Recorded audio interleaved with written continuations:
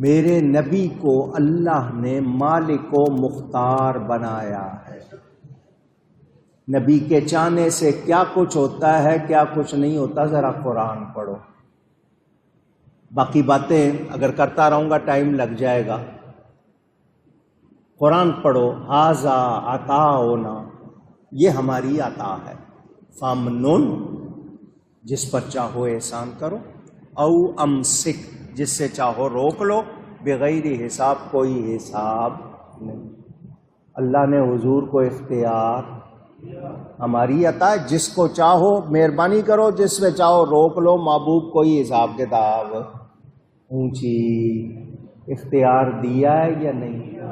ان کی سمجھ میں آیا، ہمیں پتہ لگ گیا، ہم نے جھولی پھیلا دی اور کہا تمہیں سے مانگیں گے تم ہی دو یا رسول اللہ صلی اللہ علیہ وسلم۔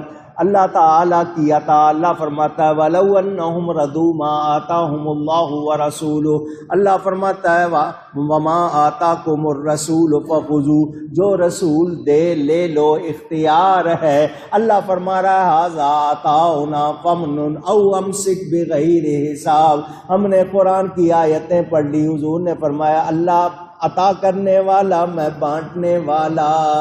صحابی مانگ رہے ہیں حضور سے، حضور فرماتے ہیں سل، مانگو کیا مانگتے ہو۔ صحابہ مانگ رہے ہیں کیونکہ انہیں پتا ہے رب ہی دیتا ہے، یہ دلواتے ہیں۔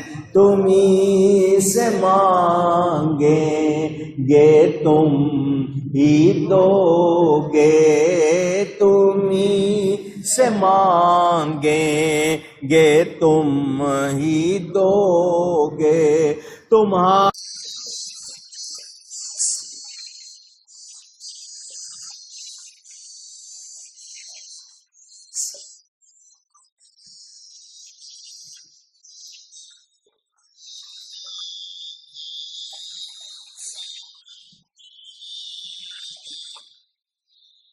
ایمان کہاں سے ملا، قرآن کہاں سے ملا، رمضان کہاں سے ملا، خود رب کی پہچان کہاں سے ملی، خود رحمان کہاں سے ملا ہے۔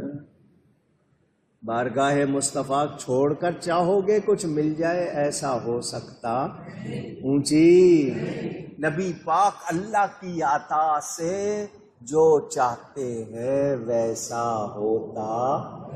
ہوتا ہے۔